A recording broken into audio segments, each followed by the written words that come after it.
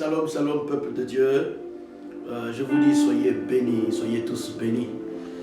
Et certainement que vous allez me souhaiter la bienvenue, puisque c'est moi qui viens chez vous par cette émission, par cette petite exhortation, par cette petite vidéo que vous suivez certainement en ligne, même si ce n'est pas en direct. Et je suis content d'être avec vous aussi. Je bénis le Seigneur de nous avoir donné cette occasion. Comme vous savez, peuple de Dieu de la maison du salut, peuple de Dieu de la famille des églises Centre chrétien de restauration, nous sommes dans une période de jeûne et de prière. En ce temps où le Seigneur a permis que nous soyons dans nos maisons, le Seigneur a permis que pour nous qui sommes au Maroc, nous soyons dans un état d'urgence où nous sommes cloîtrés dans nos maisons pour des questions de sécurité que vous connaissez tous. Donc c'est une saison où Dieu ne veut pas nous dire retirez-vous dans vos maisons et restez seuls. Non, Dieu veut plutôt qu'en cette période nous puissions renforcer notre intimité avec lui, renforcer nos temps de méditation, renforcer nos temps de partage. C'est pourquoi ce midi, nous allons parler d'un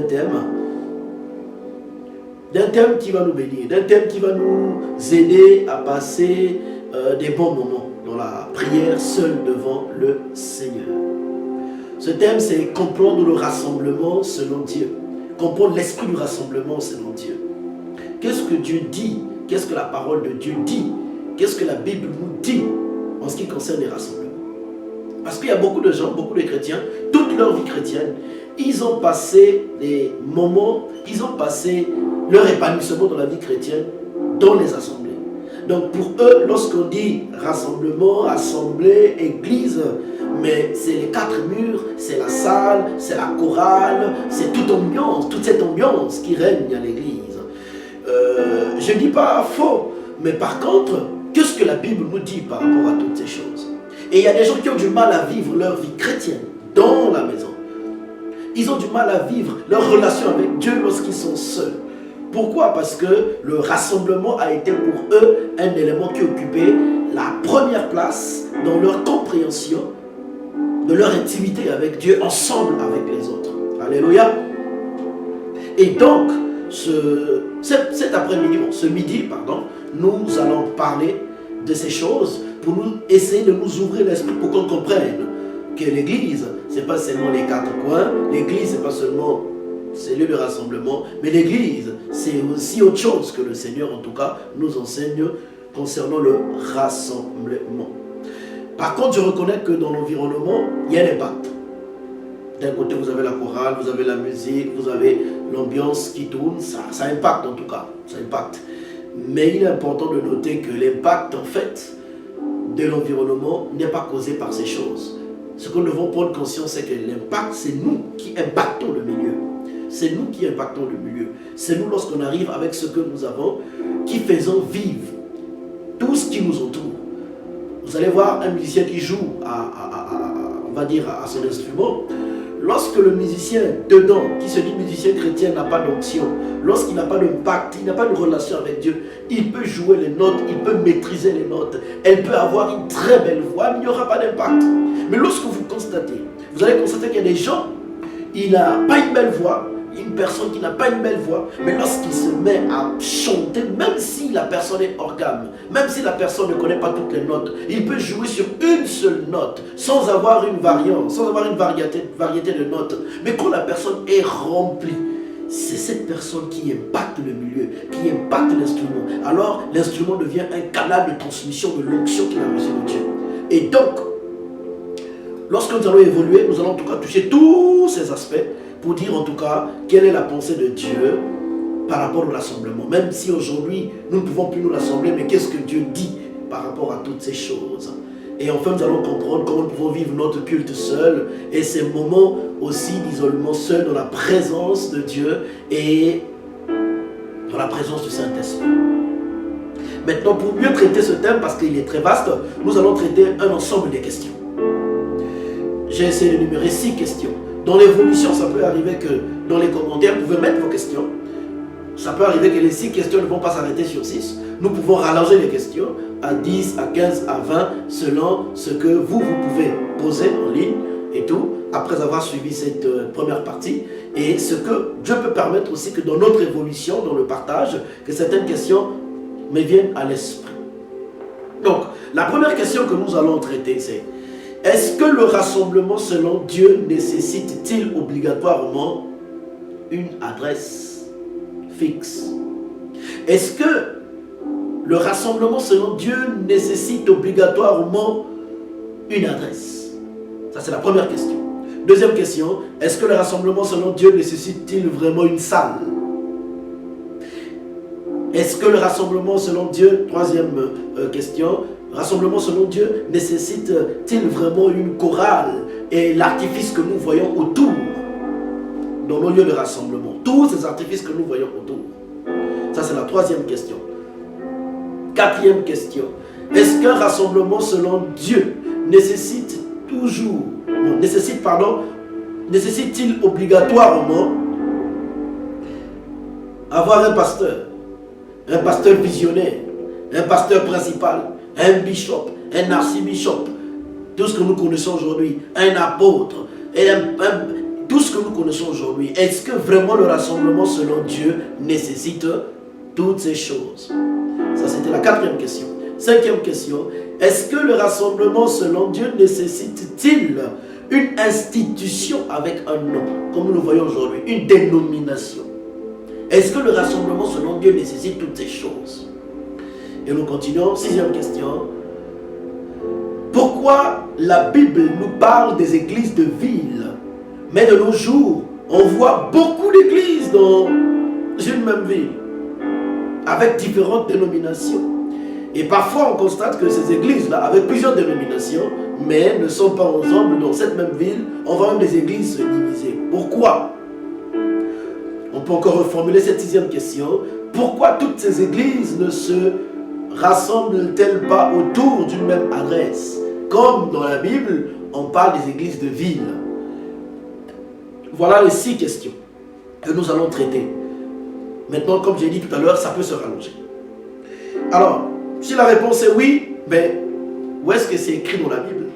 Si la réponse est non, mais pourquoi est-ce que de nos jours, cette configuration, nous la voyons partout? Est-ce que c'est l'homme qui a mal compris la Bible? Est-ce que c'est ceux qui observent mal ou qui constatent mal? Voilà un peu comment est-ce que nous allons aborder le traitement de ce thème par ces 6 questions. Mais si vous avez aussi des questions concernant ce thème, vous pouvez écrire dans les commentaires. Nous allons les traiter et nous allons revenir, puisque nous allons continuer dans nos temps de midi pour traiter ces questions. Parce que voyez-vous, il y a beaucoup d'enfants de Dieu aujourd'hui qui sont troublés. Beaucoup d'enfants de Dieu aujourd'hui ont quitté les églises. Beaucoup d'enfants de Dieu aujourd'hui ne se retrouvent plus avec les autres. Comme beaucoup d'enfants de Dieu aujourd'hui aussi ont du mal à se retrouver seuls, ont du mal à se retrouver à 2, à 3, parce que dans leur tête, le rassemblement, c'est là où il y a du monde, là où il y a la musique, là où il y a tous ces artifices que nous connaissons. Parfois, ce sont des choses que nous ne nous enseignons pas trop à l'église, parce qu'on se dit, bon, l'esprit travaille, nous allons comprendre, nous allons nous adapter, nous allons nous adopter. Mais c'est important qu'en ce temps où nous sommes à la maison, que toutes ces petites questions, peut-être qui sont négligeables, peut-être ces questions qui ne sont pas traitées de manière générale, que nous puissions les aborder de manière particulière en ces temps de jeûne et de prière. Comme ça, tu comprendras aussi c'est quoi le rassemblement selon Dieu. Et tu sauras que même dans ton temps où tu es seul à la maison, tant où tu es connecté, tu es rassemblé au peuple de Dieu en esprit. Parce que même l'apôtre Paul dit, je ne suis pas avec vous dans la chair, mais je suis avec vous en esprit. Alléluia. Il y a déjà les éléments de réponse que je suis en train de vous donner, vous donnant déjà ce passage de l'apôtre Paul. Alors, pour aborder ce sujet, comme nous allons introduire aujourd'hui, nous allons lire Matthieu chapitre 18 à partir du verset 15 au verset 20. Nous allons lire, lisons la parole du Seigneur. La Bible déclare, si ton frère a péché, si ton frère a péché, va et reprends-le entre toi et lui seul. S'il t'écoute, tu as gagné ton frère. Tu as gagné ton frère. Suivez bien. Tu es différent de ton frère. Ton frère n'est pas toi. Ton frère a ta manière de penser. Toi, tu as ta manière de penser. Maintenant, si ton frère a a péché contre toi, que tu dois aller le reprendre entre vous deux. Ce n'est pas la peine d'aller voir le cousin, le frère à gauche, à droite. Tu vas voir lui, ton frère, avec qui tu sens qu'il a péché contre toi ou tu as un problème avec lui. Réglez ensemble. Une fois que ton frère t'écoute, la Bible déclare quoi? Tu l'as gagné. Vous savez, dans notre corps, nous avons un corps qui est formé des membres. On ne peut pas avoir un conflit entre les deux membres. S'il y a un conflit entre ma main droite et ma main gauche, il y a un problème. Si mon cerveau ne contrôle plus les mouvements de mon corps, de ma main droite et de ma main gauche, il y a un problème. Et quand la Bible nous parle aussi de l'église que nous sommes, la Bible nous dit que nous sommes un corps avec plusieurs membres. Et donc ces membres-là doivent être assemblés pour que le corps soit en équilibre, pour que le corps s'épanouisse et pour que les corps manifestent la bonne santé. Un corps où la main gauche ne contrôle plus les mouvements de la main droite, où le cerveau ne contrôle plus les mouvements du corps, c'est un corps malade. Et vous allez voir ça, les gens qui souffrent par exemple de l'épilepsie et tout, ils perdent le contrôle de leur corps, c'est le corps qui bouge, ils ne comprennent pas. Les gens par exemple qui sont malades, voilà, tels que les gens qui souffrent du diabète, ils ne contrôlent pas. Il peut avoir envie parfois de faire ses besoins, voilà, les urines sortent, mais il ne contrôle pas, il ne sait pas que, voilà, il est en train de laisser évacuer ses urines. Pourquoi? Parce que le corps n'est pas équilibré. Et donc déjà là, Dieu est en train de nous dire que nous ne sommes pas appelés à marcher seuls dans notre vie chrétienne, nous sommes toujours appelés à marcher avec les autres. Nous sommes toujours appelés à marcher avec l'autre. Et la Bible, quand vous allez lire la Bible, nous dit aussi une chose, qu'il y a deux principes qui résument la loi. Aimer ton prochain comme toi-même et aimer Dieu de tout ton cœur, de toute ton âme. Voilà un peu le résumé déjà de cette première lecture de ce passage que nous lisons, qui nous montre déjà que nous ne devons pas être en conflit avec les autres. Parce que ce que Dieu attend de nous, c'est le rassemblement. Dieu sait que nous sommes forts lorsque nous sommes ensemble. C'est pourquoi même en ces instants-là, quel que soit là où nous sommes séparés, quel que soit là où vous êtes séparés, il est important d'avoir les temps de prière ensemble, les temps de jeûne ensemble. Tout à l'heure, à 18h, quand je vais enseigner, aujourd'hui nous sommes le premier jour de notre jeûne, c'est le mercredi 24 mars. Donc notre jeûne, nous avons fixé notre jeûne jusqu'au dimanche 5 avril, mais ça peut arriver que le Seigneur nous demande aussi de prolonger, puisque nous qui sommes au Maroc, vous savez que l'isolement, l'état d'urgence, on va dire sanitaire, est prévu jusqu'au 20 avril, si je ne me suis pas trompé. Jusqu'au 20 avril. Donc ça peut arriver que le Seigneur nous oriente aussi à continuer ce jeûne jusqu'au 20 avril. Mais nous nous sommes fixés pour le moment jusqu'au 5 avril. On va laisser le Seigneur nous conduire. Alléluia. Donc, je disais tantôt que nous sommes séparés. Oui, nous ne pensons pas la chose de la même manière. Oui, mais Dieu est en train de nous dire, si nous sommes frères en Christ, si nous sommes membres d'un même corps en Christ, Dieu est en train de nous dire quoi? Si nous avons un problème, si j'ai un problème avec toi, ou tu as un problème avec moi, je dois venir te voir qu'on règle ça dans le secret. Et si nous trouvons un terrain d'entente, je t'ai gagné. Si nous trouvons un terrain d'entente, tu m'as gagné. Donc déjà, Dieu est en train de nous montrer un principe que la vie chrétienne, ce n'est pas une vie qu'on marche seul. C'est une vie qu'on marche toujours avec l'autre, avec le prochain. Alléluia. Nous allons continuer à lire toujours notre petite méditation. Il dit, mais s'il ne t'écoute pas, prends avec toi une ou deux personnes afin que toute l'affaire se règle sur la déclaration de 2 ou de 3 témoins. Wow. De 2 ou de 3 témoins. Là encore, on se rend compte que ça ne doit pas rester juste entre toi et ton frère, entre toi et ta soeur, entre toi et moi. Mais Dieu nous dit quoi? Il faut prendre 2 ou 3 témoins. Ça montre encore quoi? L'unité du corps, le rassemblement. Jusque-là, on ne parle pas d'une maison, on ne parle pas d'une adresse, on ne parle pas de tout ce que nous avons cité dans les questions. Donc déjà là, nous sommes en train de nous placer dans les éléments de réponse. Il dit 2 ou 3 témoins. Nous continuons notre lecture. Il dit, la déclaration de 2 ou 3 témoins, verset 17, s'ils refusent de les écouter, il ne dit pas de t'écouter, de les écouter, écouter les autres. Cette fois-ci, tu viens, tu dis, voilà la situation, tu laisses les autres parler. Peut-être que c'est toi qui ne peux pas accepter ton tort. Les autres vont te dire, oui, tu as tort. Peut-être que c'est lui aussi qui est fermé, c'est les autres qui vont parler. Tu ne vas pas prendre les témoins pour que tu te sers de ces témoins-là comme des sauveurs pour acculer l'autre, pour accuser l'autre. Tu exposes la situation et tu laisses la sagesse de Dieu parler à travers tes frères qui vont être témoins. Et la Bible déclare que si, dans le verset 17, s'ils refusent de les écouter, dis-le à l'église. C'est après que tu vas aller voir l'église. Et lorsqu'on parle d'église ici, jusqu'aujourd'hui, vous allez voir, il n'y a pas d'adresse. Ce n'est pas lié à une localité. On parle d'église. On ne dit pas l'église de ta maison. On ne dit pas l'église de ta ville. Plus tard dans le Nouveau Testament, vous allez voir, on va commencer à parler des églises de maison, des églises de ville. Mais l'église ici, qu'on ne puisse pas l'église, ici, là, dis-le à l'église. Il ne dit pas à l'église de maison. Mais plus tard, quand vous allez lire la Bible, quand l'apôtre Paul va saluer l'église, il dit quoi? Salue l'église qui est dans ta maison. Vous voyez? Mais là, lorsqu'il parle d'église, il ne localise pas, il ne fixe pas l'église dans une localité, dans une adresse. Il dit juste l'église. Il dit, dis-le à l'église. Et s'il refuse aussi d'écouter l'église, qu'il soit pour toi comme un païen et un publicain. Verset 18. La Bible déclare, je vous le dis en vérité, tout ce que vous lierez sur la terre sera lié dans le ciel. Et tout ce que vous délierez sur la terre sera délié.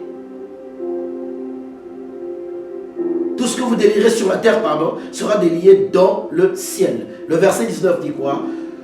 Je vous dis encore que si deux d'entre vous s'accordent sur la terre pour demander une chose quelconque, elle leur sera accordée par mon Père qui est dans les cieux.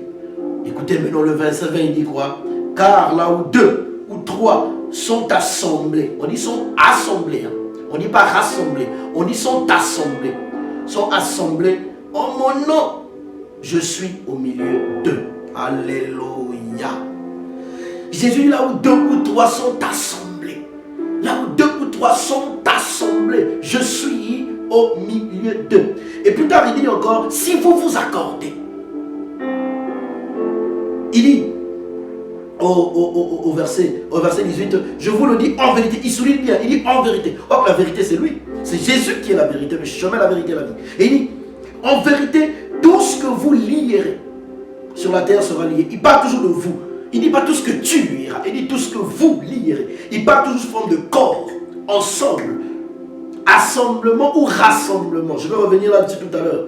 Et il dit au verset 19, je vous le dis encore. En fait, il a déjà dit en vérité au verset 18. En vérité. Et il dit, je vous le dis encore. Donc c'est comme si cette vérité que je vous ai dit, je vous donne encore une autre dimension de cette même vérité. Encore. Il dit, je vous dis encore que si deux d'entre vous s'accordent sur la terre pour demander une chose quelconque, il parle maintenant de l'accord. Verset 19, il parle de l'accord. Et plus tard, vous allez voir, au verset 20, il parle de si deux ou trois sont assemblés. Donc, ce que nous devons retenir ici, dans la lecture déjà, c'est l'esprit du corps, tout ce que vous lierez ensemble, tout ce que vous lierez ensemble. Deuxième étape que nous allons voir, à souligner ici, c'est l'accord. Nous devons être en accord. Alléluia.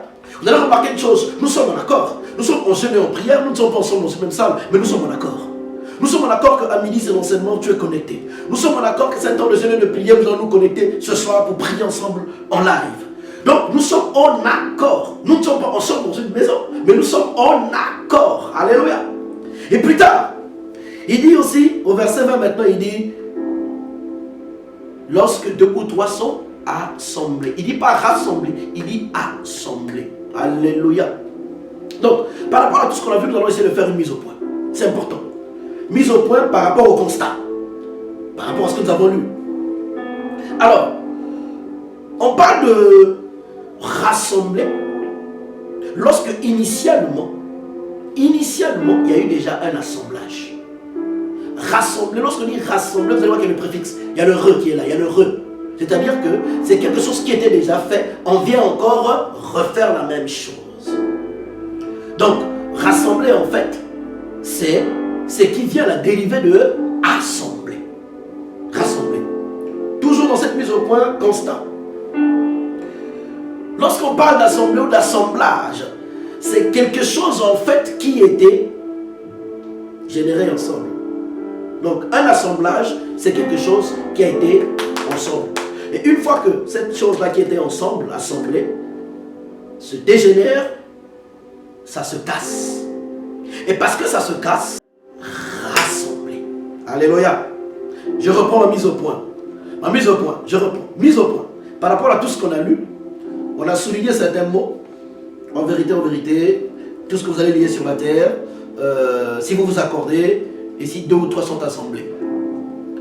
Maintenant, le constat des mots, l'analyse des mots, la compréhension des mots, l'explication des mots. On fait une mise au point. On ne peut pas parler de rassembler si d'abord ces choses n'étaient pas assemblées avant. On ne peut pas parler de rassembler si d'abord l'assemblage ne s'était pas cassé.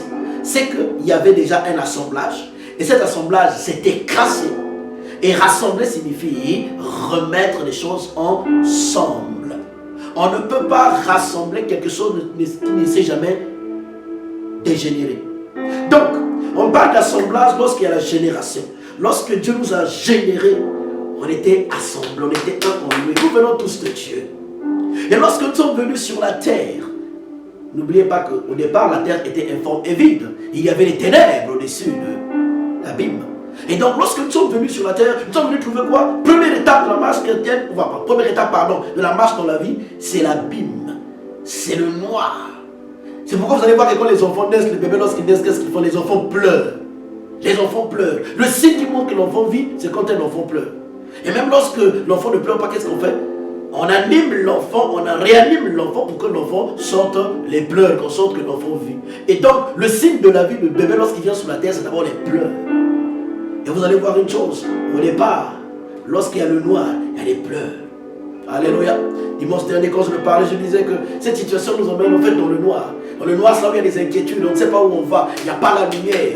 On trébuche, on tombe, on trébuche, on tombe, on ne sait pas sur qui compter. À gauche, à droite, on ne sait pas qui est devant, qui est derrière, on n'a personne. Et ça, c'est le noir. Alléluia. Ça, c'est le noir. Et donc, lorsque la chose est générée, nous sommes générés en Dieu, nous sommes en Dieu un avec Dieu. Notre esprit quitte le ciel, ça quitte le Seigneur. Et quand nous venons sur la terre, nous portons une âme. Et quand nous portons une âme, nous portons maintenant un corps et nous naissons sur la terre. Qu'est-ce qui se passe? Il y a des générations. Il y a des générations. Nous sommes séparés tous de Dieu, chacun de son côté. Alléluia. Maintenant, qu'est-ce que le Seigneur fait? On voit Jésus pour nous assembler, que nous devenons encore un assemblage. Lorsqu'on dit une assemblée ou un assemblage, c'est quoi? Un assemblage, en fait, c'est une entité formée par plusieurs différentes pièces. Ceux qui ont fait la mécanique savent de quoi je parle, qui ont fait tout ce qui est études de métaux, voilà, tout ce qui ont fait mécanique, électricité, qui montent les moteurs, qui démontent les moteurs, qui ont fait robotique, savent de quoi je parle. Ceux qui ont fait informatique, qui démontent et qui remontent les ordinateurs, savent de quoi je parle. Lorsqu'on parle d'un assemblage, en fait, on parle de quoi? On parle d'une entité qui est formée de plusieurs différentes pièces. Chaque pièce a sa forme, chaque pièce a sa taille, d'accord? Mais il y a des moyens de connexion pour que les pièces deviennent une seule entité. C'est comme les habits que nous portons. Vous allez voir une chose, aujourd'hui, je porte une veste, mais cette veste-là au départ, c'était quoi? Mais c'était une pièce, c'était un pagne, c'est un pagne africain, c'est un tissu, on a pris, on a coupé, on a mis les boutons. La nature de ce bouton, n'est pas la nature du tissu. Alors qu'est-ce qu'il fait? Un assemblage a été fait pour que ça devienne une belle pièce, pour décorer, pour que quelqu'un puisse mettre. Alléluia. Et donc là, on comprend que on ne peut pas parler d'assemblage si on ne comprend pas le mystère d'être une seule entité. Alléluia. Donc, ce qu'il faut comprendre aujourd'hui, c'est que si nous sommes déjà en Christ, nous sommes un. Et qu'est-ce que Jésus est venu faire? Jésus est venu quoi? Il est venu nous régénérer en Dieu. Lorsque tu donnes ta vie à Jésus, tu es régénéré, c'est-à-dire que tu es recréé. Donc c'est comme si nous sommes des pièces que Dieu a créées dans le ciel. On va dire qu'on était comme un puzzle. Chacun occupait une position pour que le tableau de Dieu, le dessin de Dieu, à la fois dans le ciel et sur la terre, soit bien confectionné. Mais lorsque nous sommes arrivés sur la terre, les pions, les pièces du puzzle se sont détachées. Donc on était assemblés dans le ciel, en esprit. Et quand nous sommes venus sur la terre, nous avons pris une âme et Dieu nous a donné des corps sur la terre. Il y a ça, d'autres qui sont nés blancs, d'autres qui sont nés noirs, d'autres qui sont nés asiatiques, en Afrique, voilà. Et on s'est séparés. Et quand Christ arrive, Dieu envoie son Fils. Qu'est-ce que le Fils vient faire? Il vient nous assembler par la régénération. Alléluia. Et donc là, génération, en fait, la génération que nous avons perdue, quand Dieu nous a générés, on était un. Le diable l'a cassé. Il y a eu des générations. Et lorsque nous naissons en Christ, qu'est-ce que Christ fait? Il nous régénère maintenant. Et nous devenons encore un en lui. Alléluia. Raison pour laquelle vous allez voir, nous nous accordons toujours.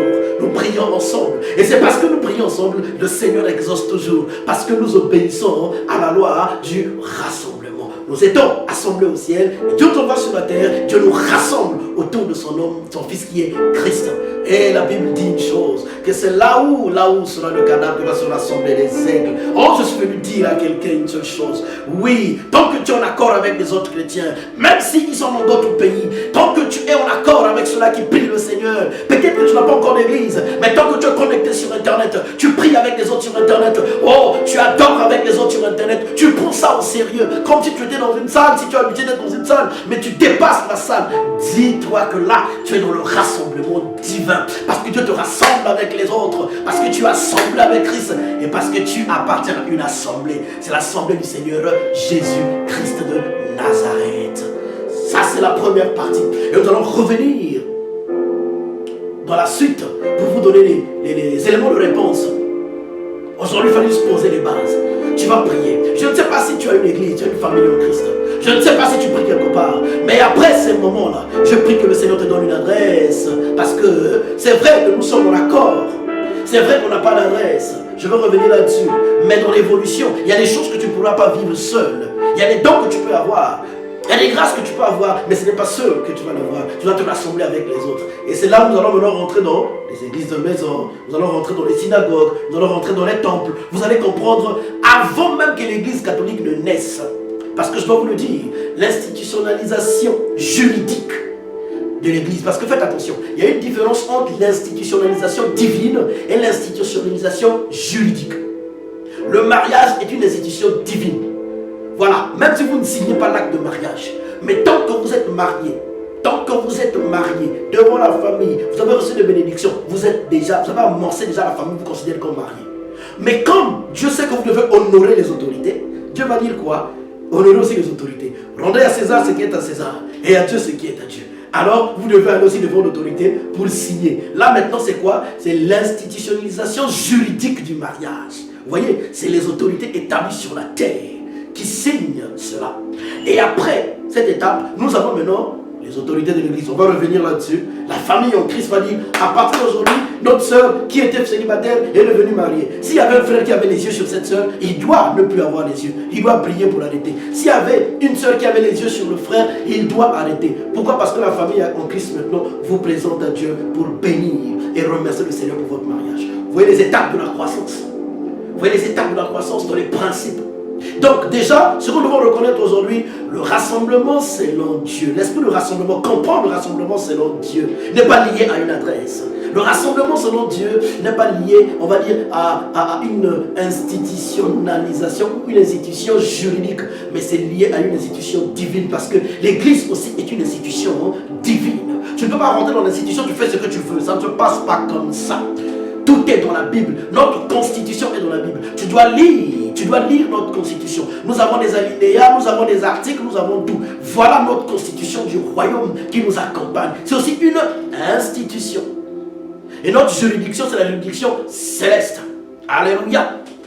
Donc, en bref, voilà ce que nous pouvons aborder au premier jour. Toi qui es loin, oui, tu vas comprendre que l'esprit de rassemblement, ce n'est pas la salle déjà, ce n'est pas l'adresse, ce n'est pas les instruments, ce n'est pas la musique, mais plutôt l'esprit. C'est quoi? C'est être un avec les autres saints en Christ. Que le Seigneur vous bénisse. On se dit à bientôt. Mettez les commentaires et je vais répondre aux questions si jamais vous avez des questions sur ce sujet. C'était la première partie. Shalom, shalom. Je vais prier pour vous. Seigneur, regarde ton fils, ta fille. Certainement, elle cherche une église. Elle veut être suivie. Il y a plein de questions. Regarde comment est-ce qu'elle a été peut-être déçue, Seigneur, par des pasteurs, par des hommes de Dieu, par des frères, par des sœurs autour d'elle. Mais aujourd'hui, Seigneur, il y a quelqu'un qui cherche un chemin. Alors, Père, fais-lui comprendre qu'elle n'est pas seule. Et le rassemblement, ce n'est pas l'église. Le rassemblement, Seigneur, c'est être un, s'accorder avec les saints et être en ta présence. Alors nous avons ainsi prié au nom de Jésus. Permets que dans cet enseignement, tu puisses nous répondre, nous donner tous les éléments de réponse afin que nous puissions nous épanouir dans notre marche avec toi. En cet instant où nous sommes cloîtrés dans nos maisons, que Seigneur, nous serons d'accord avec les autres, que nous prions. Et visite encore, Seigneur, cette maison, visite ce foyer, visite mon frère, visite ma soeur, et que ce moment d'isolement, ce moment, Père de gloire, Seigneur, où il est seul, où il est ensemble avec la famille, parle à son cœur, dirige les pensées de son cœur, et bénis encore, Seigneur, ton fils, ta fille. Seigneur, je les bénis. Au nom de Jésus-Christ de Nazareth, je vous disons Amen, que Dieu vous bénisse. Shalom, shalom.